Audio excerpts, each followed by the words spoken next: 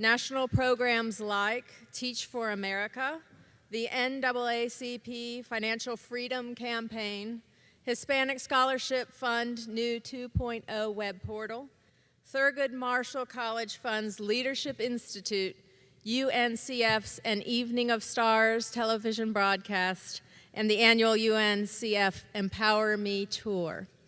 These are just a few programs that have benefited from the strategic philanthropy platform Gigi manages for Wells Fargo. Since joining the company in 1994, Gigi has served as marketing manager for wholesale banking, small business banking, and commercial banking.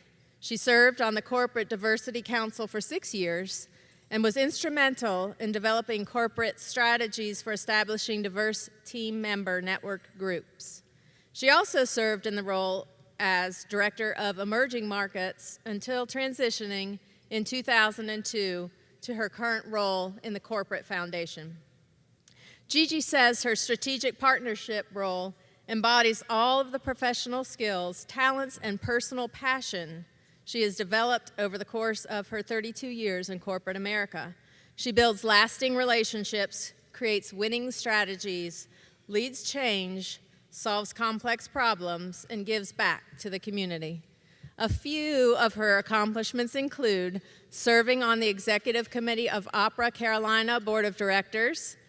She's been recognized as one of U.S. Banker magazine's most powerful women to watch, received the Urban League of Central Carolina Whitney M. Young Award and National Urban League Donald H. McGannon Award.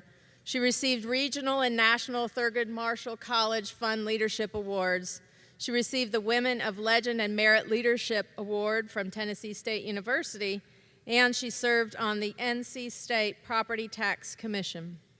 Gigi has a Bachelor of Science with distinction from Tennessee State University in Speech Communications and Theater, and I learned this morning she's a trained opera singer. So, you know, I wouldn't want to sort of spring this on you, but it would be nice to have you back to do a different sort of presentation.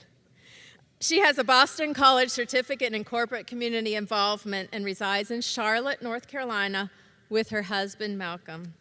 Gigi, please join.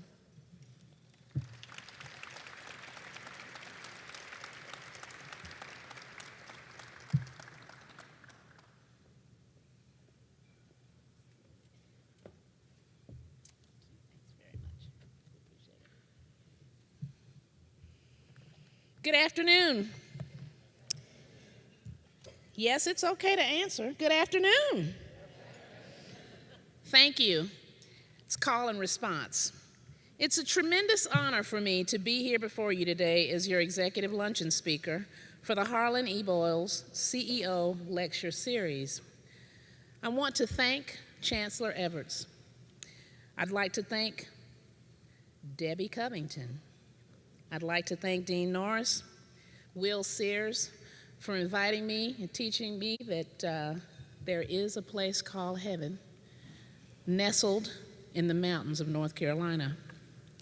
It's wonderful, and I have to applaud you on your beautiful home here at Appalachian State University.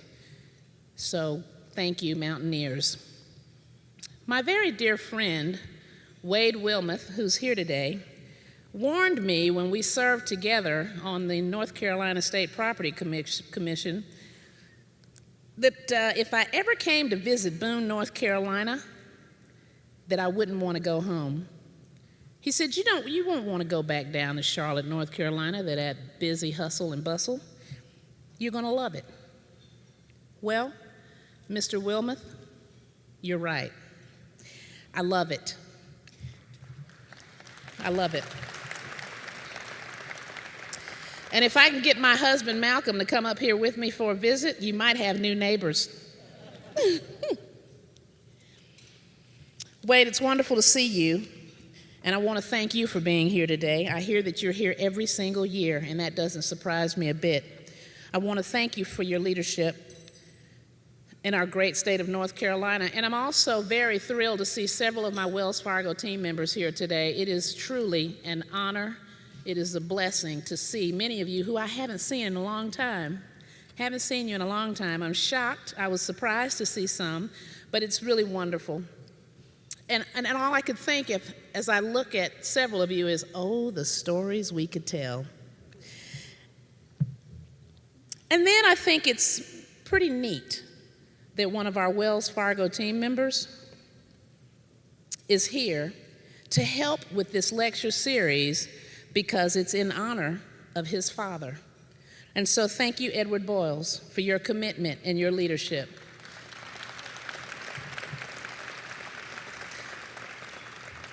And finally, I met someone that I immediately felt honored to be in his presence, and that's Senator Broyhill. I want to thank you, Senator Broyhill, for your longstanding commitment to this powerful platform for ASU students to connect with and learn from our nation's corporate executives like John Osborne. Was he not fantastic today? And other CEOs that these students have been exposed to. And so now I want to talk about why I'm here today. I'm here to talk to the student leaders in the room. I want to talk to you about your future and about a new normal that you keep hearing about that's waiting for you as you prepare for your journey after college graduation. Not long ago, I was in your shoes. I was a student at Tennessee State University in Nashville, Tennessee, studying speech communication and theater with an emphasis in broadcasting and PR. I love to sing, love to act up. And the world that I was preparing myself for was completely different than the world we see today.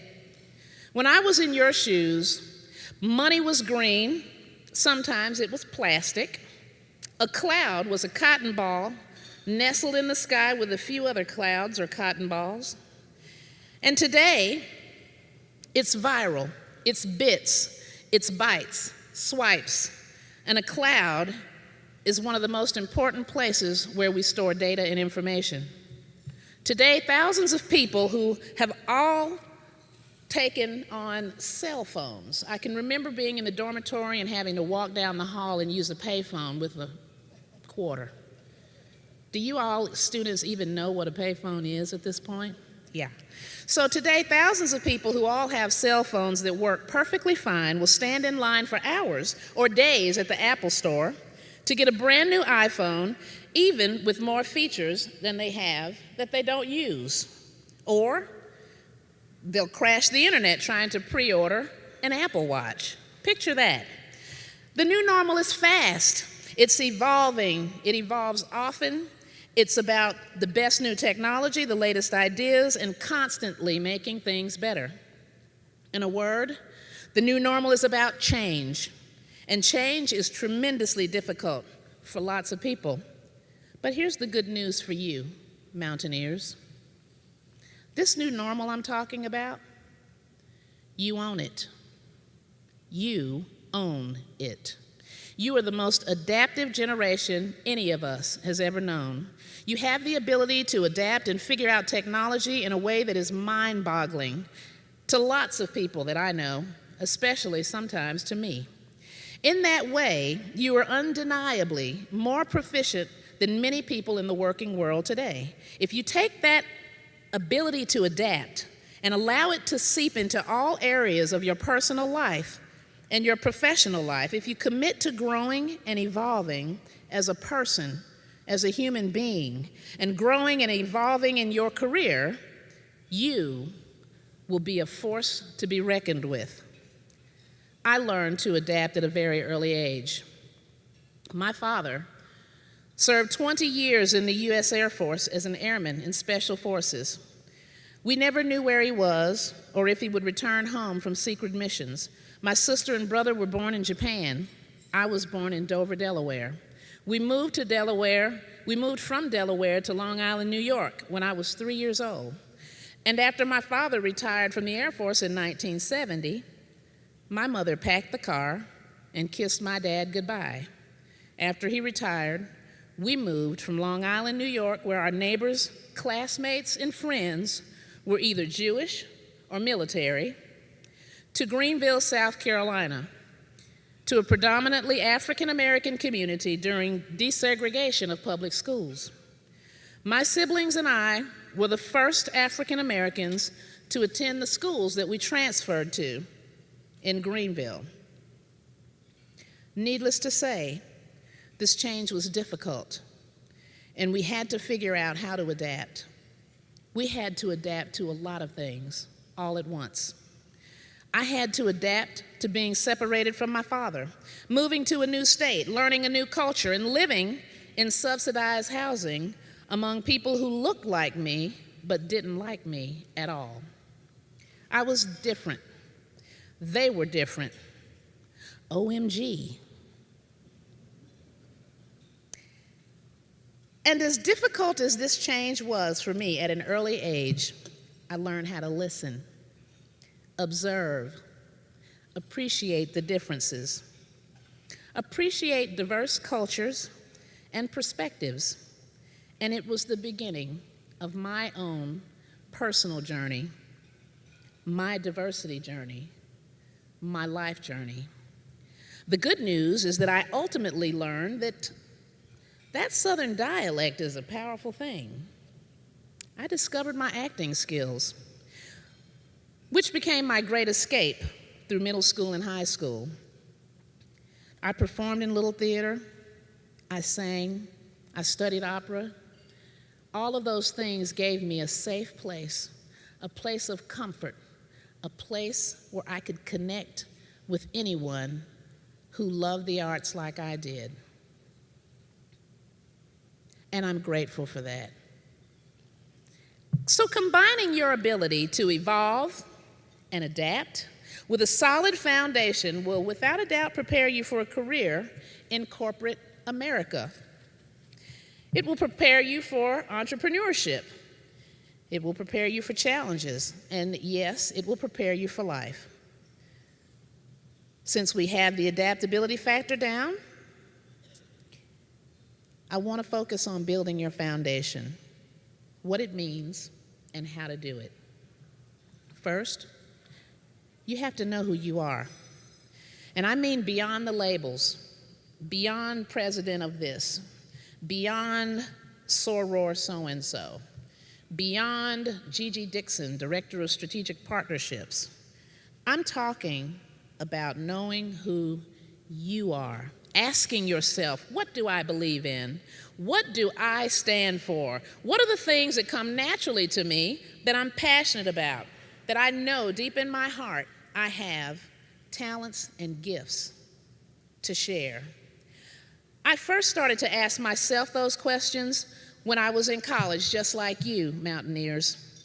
And I discovered that relationship building and curiosity were core to the being called Gigi. I love to build relationships, love to listen to people's stories, love to connect the dots, and I was very, very curious. I guess some people could say I was nosy. I had a natural ability to relate, to develop bonds, to develop common ground. When I first began to think about my career path, I knew that whatever I did, I would need to use my natural ability in every aspect of my life, both personally and in my profession. And it was then that I was surrounded by other people who looked like me. Tennessee State University is a historically black university. And it was a powerful place for a little girl who had been through the transitions that I had experienced early in life and felt disenfranchised from my own community in Greenville, South Carolina. Being in that environment with those other students, with students, faculty, staff, administration who cared about my future and really wanted to invest in me, made all the difference in my own experience. It helped me take my relationship building and connectedness to the next level. The environment helped me understand that as an African American, it was okay to be strong. It was okay to be a leader. It was okay to lead and affect change. And I learned that I have a responsibility to respect the legacy for people who walked the campus before me, who paved the way. And I understood that in some way, maybe I could use my natural gifts to empower my community, to connect with people and build bridges across difference. My journey continued. So let me pause and say that if you're still trying to figure out who you are and what you believe in, this is the perfect place to do that. Mountaineers, you're in the perfect place at the perfect time with the right people. Before I speak in an event like this, before I visit a new place, I like to do a little research. I found in my research that Chancellor Everts articulated the message, stand together in unity, that embodies the spirit of diversity, inclusion, and empowerment through a robust, world-class academic, social, and cultural experience in a nurturing environment. With leadership like that, and a university that has love and nurture written all over it, you have no choice but to succeed. There are opportunities for you to spread your wings and learn to be a leader right here. I learned that engaging faculty, administration, and staff, advisors, trustees, I've met trustees in the room who come to visit the campus, engaging them can help you have courageous conversations, get to know yourself, get to know what future lies ahead of you, and it will also inspire you to pave a way for change.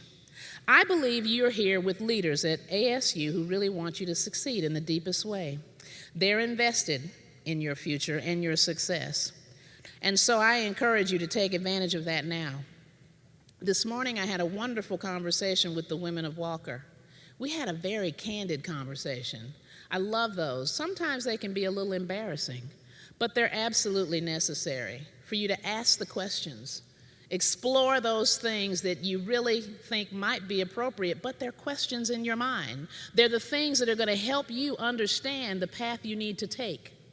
They're the things that are going to give you the courage to walk forward and lead. Remember, the new normal, you own it. You need to be prepared to lead and take advantage of it. So getting engaged and getting involved and using your collegiate experience to help you figure out what you believe in and what you stand for, who you are, all of these resources to help you evolve as a person and do better, to be better, to become the best, strongest version of yourself are right here. Don't let the opportunity pass you by, because believe me, the world that you're preparing to walk into won't always be so welcoming. Another important part of your foundation is accepting that the journey may include some challenges. When you have a strong sense of self, leaders, your student leaders, so clearly you have courage, you do have leadership ability, and you have a pretty strong sense of self to step out there and take the leadership position. When you have that,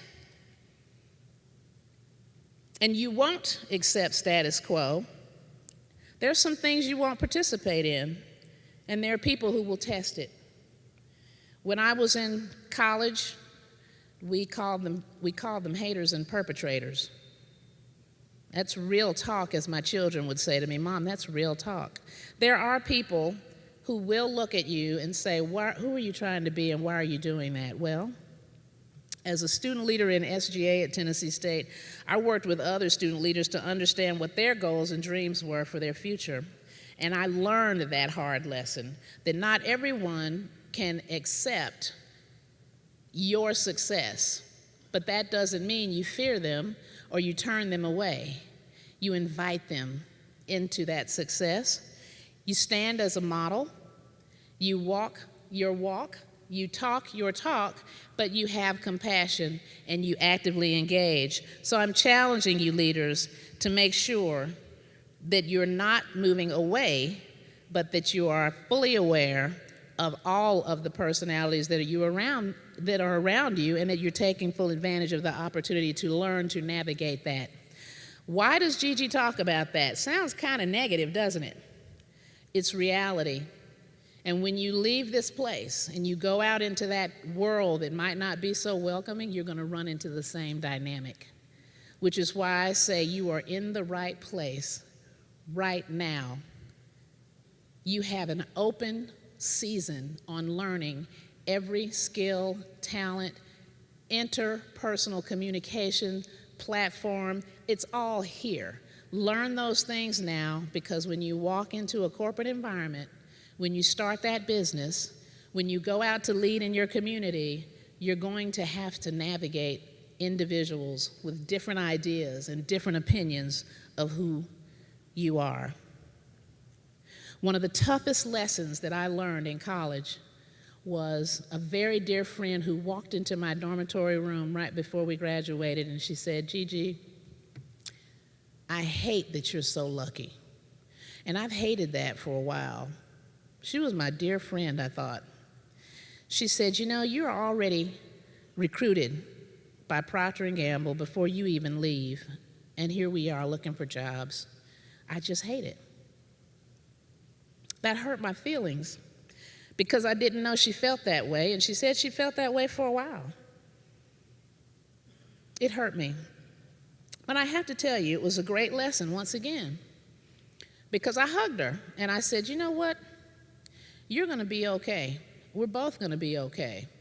And I'm glad you were honest with me about that." I worked really hard. I knew what I wanted. I knew what I was after. I got recruited. I didn't run after P&G. They came after me. That's what companies did back then. They needed diversity. They needed talent, and they came after us. They came after us with everything. If it were left up to me, I would have gone to New York and been on Broadway. Of course, my father nor my mother wanted that for me, but that's what I wanted.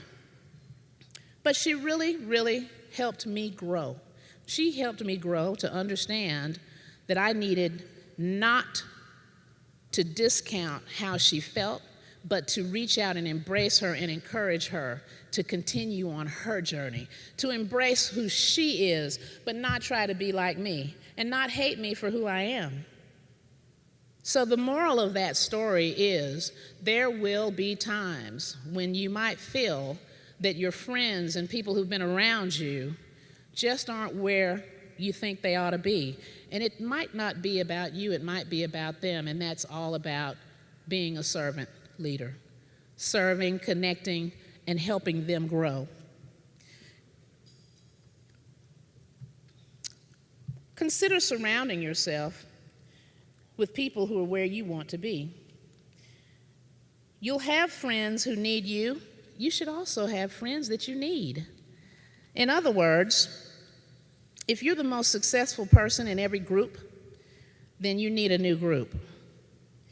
You need to find a way to learn about other people and diversify your thoughts.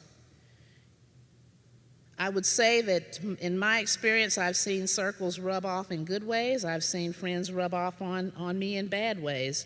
And I've also understood that if you have the right circle, they'll push you, they will help you grow, they'll help you succeed, they will encourage you to try things differently, and they will inspire you. And so all of this leads to the fact that people, preparation, discernment about friends and who you're surrounding yourself with, your social circles, will help you evolve and adapt in the world. And that also brings me to my third and final point. Be curious. My legal name is Georgette, and my sister and brother used to call me Curious George. And that's absolutely true. I can't say I was nosy, but I did ask lots of questions all the time and wanted to know everything. And so I was just talking about friends. You want your friends to inspire you, but you don't want all of your friends to be exactly the same. My circle, both as a student leader and today, is full of diversity. Different ages, different races, different economic backgrounds, different views. It challenges me to view things in lots of different ways and to seek out perspectives that might help me to consider things that I might not normally consider. And ultimately, it makes me stronger. I'm a better business professional, a better strategist, a more effective leader among my peers and in my community. And if you're willing to research and investigate and willing to constantly ask the question, you'll develop a level of knowledge that surpasses most of the people around you. If you want to be an entrepreneur, for instance, you can't just go and build your business around a great talent or skill that you have. You need to understand how to run the business. You need to learn how to build the business and learn everything you can about every aspect of the business. You might be the best product in town, but if your customers walk in and you have a different staff every time they come to your store, if your lights are not on when they come to the store, that indicates that you really haven't understood the business, even though the product is good. And so soak up every piece of knowledge that you can. Get used to the idea of lifelong learning. Remember that curiosity can and does breed success. If you know who you are and you accept the challenge that come your way, commit to tackling them head on and remain curious, your foundation is set. But I do want to leave you with one last thing. And for me, it is understanding your heart. What is that power that is within you that when all else fails, you can rely on it? You can embrace that and know that you are not alone. Really, really think about your courage. Have conviction. Be courageous. Reach out and engage. Cross the bridge of difference. There's always something enlightening on the other side. And finally, don't embrace the idea of failure. Don't embrace the idea of failure. If you can help it, just remember, and this has carried me throughout my career, that life is a journey. We're taking steps every day toward the end goal. And on a journey, you're going to have twists and turns. You're going to have a few potholes in the road. If you engage, embrace the fact that there will be change. Learn how to adapt. Be courageous. Have some compassion. Find the inner you, who you are, your integrity. Own that and understand that you have a purpose. You were born with a purpose. You also have the key. You have the key to this new normal. You have the key to the future. And all of the resources and all of the encouragement that you need to take that next step are right here in this environment. Then I will certainly look forward to the day when I visit this campus and I see some of you as deans, or when I go to Raleigh, North Carolina and walk up in that doggone capital of ours and I see you as a public servant. Or if I walk out of my office at Wachovia, Wells Fargo, boy, I went back, didn't I, for a minute. Loved old Wachovia, loved First Union too. But when I walk out of my office at Wachovia or Wells Fargo, did it again, Debbie, what's wrong with me? Anyway, I walk out of my office and I see you coming down the hall. That's one of the best feelings in the world. In managing 6 scholarship funds, I do, on this day, get to see scholars that we have funded walking the halls of Wells Fargo, working in the corporate investment bank. I want to see you. I want to see some of you there. And so I encourage you, and I have to be who I am and say, I do love you. And I want to also be who I am and say, God loves you too. And there's a plan for you that you're preparing for right now. Take the key, unlock the door, walk through it, and remember to reach back and bring someone else along. I want to thank you for having me here today. This has been fantastic. If it were not a business meeting, maybe I would sing an aria. but you are all very welcome to join me for opera at Opera Carolina at any time. Students, I would like for you to follow me on Twitter. I'm Gigi Dixon, at Gigi Dixon. You can join me on Facebook, Georgette Dixon. I love being connected. I want to stay connected to you. And again, thank you so much for inviting me to God's country. It's gorgeous up here. Take full advantage of this. It's once in a lifetime. Thank you.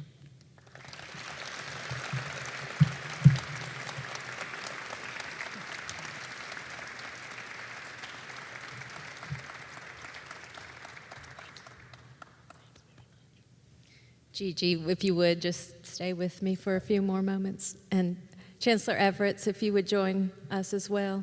Gigi, thank you so much for those just powerfully inspiring, passionate, and very real from the heart comments to our students in particular, but I think we can all take so much away from what you've shared with us today, so thank you for that. Appreciate that.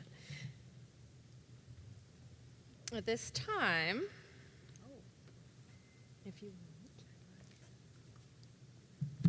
we have a small token of appreciation for your time with us. Thank you from Appalachian State University and the Walker College of Business. For those of you in the audience, it's a crystal tower etched with the Harlan E. Boyles lecture series and today's date and Gigi's name. So thank you all for being here. We've really had a great and wonderful time. Thank you, Gigi.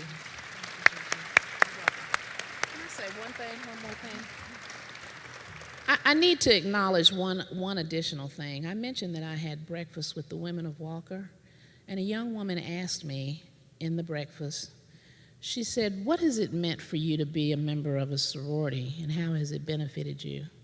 And I want everyone in this room to hear this, because getting connected in college is one of the most important things you can do for your life, your network. You start that here. And these are people that you should be friends with from now on if you can.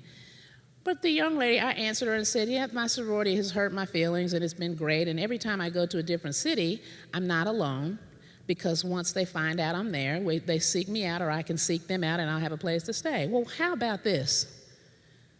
One of your students walked into this room today, brought me a beautiful gift and said, Soror, we know that you're on campus and we love you. And we're here to support you. And she is in this room. Would you stand? She's with Delta Sigma Theta Sorority Incorporated. So I wanted to acknowledge you for that. That if you're not connected, get connected. It pays off. I got a great gift.